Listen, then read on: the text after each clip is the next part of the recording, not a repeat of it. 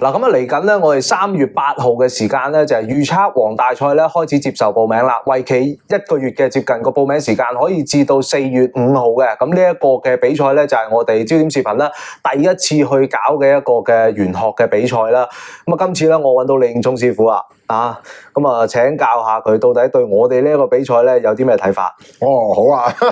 咁啊，即係我都大約都睇過個溫單啦，各方面嚟講啦。咁我覺得其實呢一個預測王嘅比賽咧，我覺得有幾樣嘢係值得推薦俾大家嘅。咁首先嚟講咧，我覺得呢一個預測王咧，因為我睇過個溫單咧，咁啊比賽入邊嚟講咧，就會分咗2大重點嘅題目。OK， 咁啊。絕對係好公平公正嘅，咁點解咁講咧？因為第一部分咧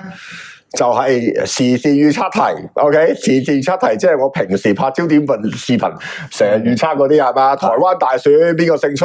美國大選邊個勝出？啊，誰是特首咁樣嘅情況？咁呢啲喺未公開之前，各位師傅都唔知道個正確答案係乜嘢噶嘛，咁所以冇人有機會可以出到包啊，基本上都啱啱先。咁啊，我覺得時事出題，我自己又可以有個諗法啦。又譬如可能，咦，喂嚟緊有美國大選喎，係嘛？喂，又或者可能啊，啲人可能又中意預測下啲體育題目啊，呢個奧蘇利雲係嘛？同阿丁俊暉咁樣啊，邊個贏啊？即係for example呢一啲，咁呢啲全部都係大家一齊睇答案啊，我覺得。咁但係咧，我覺得咧，其中咧。最過癮咧就係技術題啦。嗱，呢個技術題咧，以我了解咧，就係話咧，其實係自由作答嘅。OK， 嗱，譬如應該有大約10零個師傅咁樣嘅評判團啦，咁樣嘅情況。咁啊，小弟係有幸其中一位啦，咁樣。咁啊，譬如出一條題目，可能出一個叫做陳大文嘅八字、年月日時間咁啊，出生地喺邊度一個八字。咁啊，由個參賽者。你自由發揮，你中意批乜都得，冇問題。嗱，你批完之後咧，咁我哋就首先會用一個表達技巧咧去評分先嘅，即係話嗱，大家參一個比賽啊，參加一個公開我哋所講要拋頭露面嘅比賽係嘛？咁可能其中都會就係話啊，將來會唔會有機會可以做到加入玄學界嘅一份子，做玄學家咧？係咪？或者做一個命理師傅咧咁嘅情況？咁我覺得其實。準唔準咧，都係重要，但係咧，你嘅表達技巧、你嘅談吐都好重要喎。如果唔係你，喂，唔知點樣表達嘅啊，可能你心目中有個答案，但係可能個客收唔到嘅，咁你幾準其實都冇意思嘅呢一樣嘢。咁所以我覺得表達技巧啊、你嘅談吐啊、語言啊各方面嚟講，都係一個重要嘅評分啦。咁而大家都知道啦，同一個八字嘅人，其實唔一定有相同嘅答案嘅。譬如你有2個同一個八字嘅人，大家唔通會同一年份爸爸去世？大家唔通同一個年份一齊返第一份工？大家唔通同一個年份一齊註冊結婚？大家知道冇可能，因為中間有選擇性嘅嘢，所以我哋評判團去比分咧，其實係睇返你嘅分析嘅邏輯成唔成立嘅。呢一個邏輯，即係你拆解呢個題目。譬如假設即係打個比喻啦，咁啊出一條題目，一個八字咁樣，可能你分析啦，佢出身貧窮係嘛？可能佢係從事一啲專業人士，例如醫生、律師咁樣嘅情況。好啦，咁啊可能到公佈答案嘅時候咧，佢唔係做醫生、律師，但係佢嘅職業係會計師。喂，咁都合乎邏輯啊，因為你話咗係專業人士啊嘛，係咪先？咁唔通同一個八字嘅人一齊做律師咩？冇可能嘅。有人係選擇做律師，有人做醫生，有人做會計師，但係起碼都係同一個專業性質。咁你嘅分數，我哋都會可能會俾得好高嘅，因為其實即係等同於你算中咗咯，基本上就係咁嘅情況啦。好啦，咁可能你會批佢就係話，喺呢5年之內結婚嘅咁嘅情況，可能又啱喎，咁樣嘅情況，你分析個邏輯成立，咁就已經有分數俾，咁而比分咧係同一時間。超過10位師傅一齊評分嘅，所以亦都唔會話有啲咩唔公平啊、黑箱作業啊呢一樣嘢。咁我覺得呢個亦都係一個比賽入邊咧，即係值得推薦俾一啲你哋真係覺得自己有一定程度嘅功力。我相信好多網友本身嘅功力都係好高，但係可能係缺少咗一個平台俾佢去表演發揮嘅咁樣。咁我覺得呢一個比賽咧，係大家可以能夠即係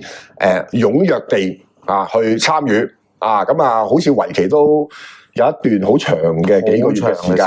係咪？8至9個月嘅時間，成個比賽，所以我相信一定做到一個咧，就係喂，就算你話呢一刻我落後咗，唔緊要。努力啲啊！我哋未至於去到話喂一嘢就定你生死，可能有啲人佢會賴佢會話噶嘛。喂，哇唔係喎，我5、6月我天黑地衝喎嚇，我運氣唔好喎，我參加比賽實死啦係嘛？喂，但係唔係喎，我係玩到1月1號，係啦，即係由夏天玩到冬天，咁啊，無論你嘅喜用神係火或者水啊，你都有機會可以即係反敗為勝。同埋，我覺得今次咧個特別之處咧就係話坊間咧，譬如好多一啲嘅Facebook 群組嘅一啲嘅算命師比賽啦，可能都係淨係集中於唔係八字就係紫微斗數。咁但係對於一啲咧占卜術有研究嘅網友咧，就好似冇得發揮啦。咁我哋知道今次嘅比賽咧，我哋有阿甜塔羅嘅韋特塔羅嘅題目啦，係咪先？咁啊有易經塔羅嘅題目啦，有大六壬啊、文王卦、奇門遁甲啊，呢一啲嘅占卜術咧都會擺埋落去個比賽題目度。咁就算而因為呢一啲題目咧係由個參賽者自己選擇嘅，即係譬如可能有8條題目，OK， 有八字題、斗數題、奇門遁甲題、文王卦題、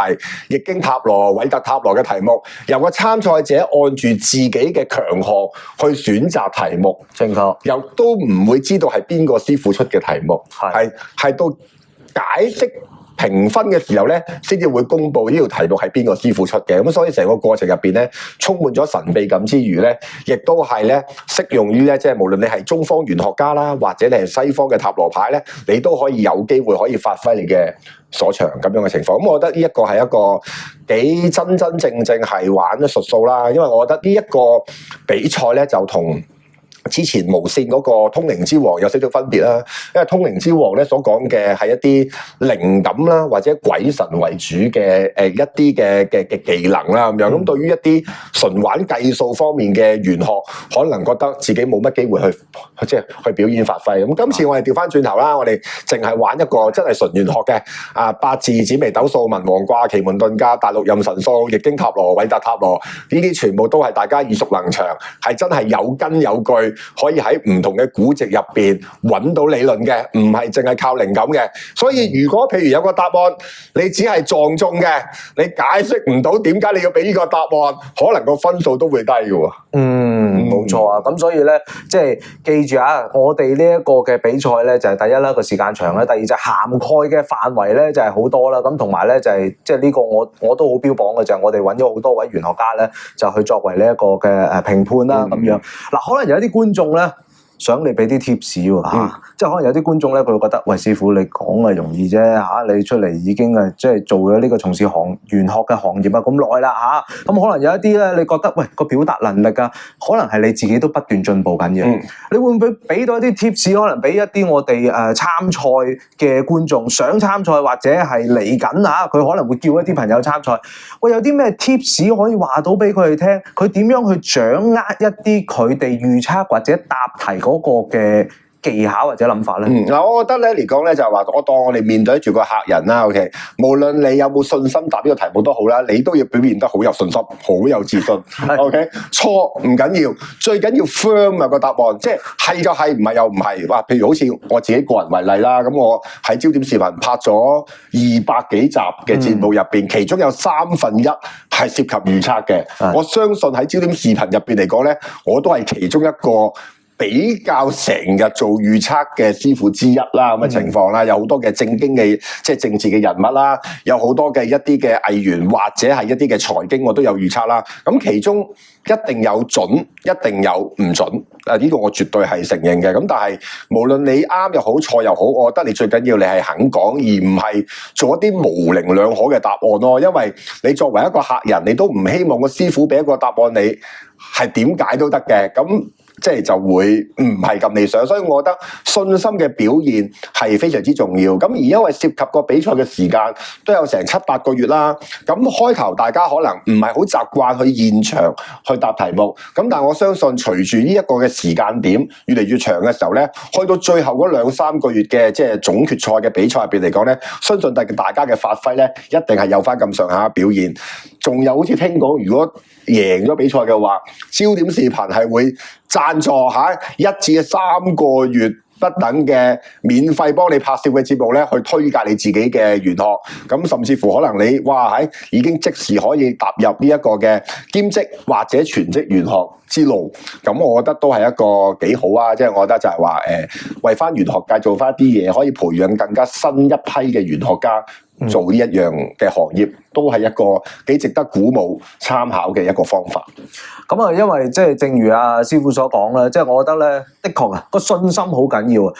嗱，你喺參加呢個比賽，可能你都係15、16，但係我覺得有好多人咧，就係其實佢只要佢對自己有一啲嘅信心嘅時候咧，你踏出咗呢一步。你可能參加咗呢個比賽，我覺得就算你係咪最後真正能夠勝出都好啊，但係起碼你已經一個能量嘅轉換啊，你亦都同時俾咗一啲信心俾人哋去認識到你。咁而呢一個信心就係到最後咧，就係喂，如果你能夠勝出嘅話，咁啊，梗係絕對可以攞住預測王呢個名銜，係嘛？咁就可以即時就係成為玄學家啦。咁當然咧，我都會陪大家一齊預測嘅，因為仲有美國大選啊嘛，係咪？放心，我一定會拍片預測嘅咁嘅情況。咁啊，到時咁啊睇下，喂，大家嘅答案同我嘅答案又係咪一樣啊？咁樣嘅情況咁啊，可以做咗一個即係互相交流嘅一個嘅渠道啦，咁樣。咁但係以我所知咧，好似話你參賽咧係要現場上嚟比賽噶嘛，係咪啊？嗱，咁我覺得其實好緊要啊！呢樣嘢即係話將來有機會大家成為一個玄學家嘅話嚟講，你都要面對面同個客交談噶嘛，所以呢個比賽咧，亦都可以俾大家作為一個做玄學家之前嘅一個熱身啊，面對面嚟參加呢個比賽，都係一個唔錯嘅實習嘅體會咯。所以咧，我最後一個呼籲啦，如果大家咧好多時候睇焦點視頻嘅影片，喂，可能你睇到某一啲師傅佢嘅預測或者佢嘅論述，哇，你覺得哇好有吸引力喎嚇呢個師傅，即係可能你都係某一啲師傅嘅 fans 嘅時候咧，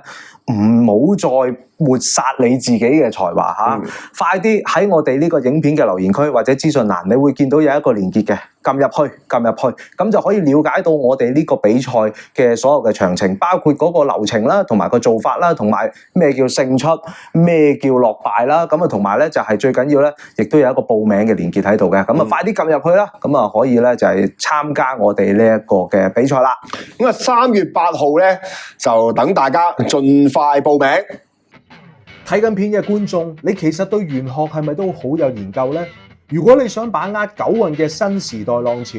透過你嘅學識為社會獻出一分力同埋賺取收入嘅話，唔好再浪費你嘅天分啊！焦點 FMTV 主辦嘅第一屆預測王大賽，堪稱係全香港最全面、最公平嘅玄學術數比賽。第一，題目將會分為兩種，第一種係預測大事，第二種係技術題。而技術題參賽者係可以自由選擇想作答嘅題目，確保真正公平發揮你嘅所長。第二，比賽期限歷時8個月，呢8個月入邊，參賽者預測將會完全公開俾評判團同埋所有觀眾可以睇到，絕對唔會有任何黑箱作業。第三，我哋嘅評判團將會超過10位。而10位都係資深嘅玄學家，同時亦都會邀請非玄學家嘅評論員或者分析師成為客席評判團，全面提升理論同數據互動分析嘅趣味性同埋可靠性。第一屆預測王大賽極可能係你踏出成為玄學家嘅第一步，無論賽果係點樣，我都恭喜定你先，因為你贏咗。你贏咗全香港觀眾嘅注意，贏咗佢哋嘅信心，亦俾咗一個機會佢哋去幫襯你啊！記住，3月8號公開接受報名，影片留言區有比賽詳情同埋報名連結。預測王，我哋到時見。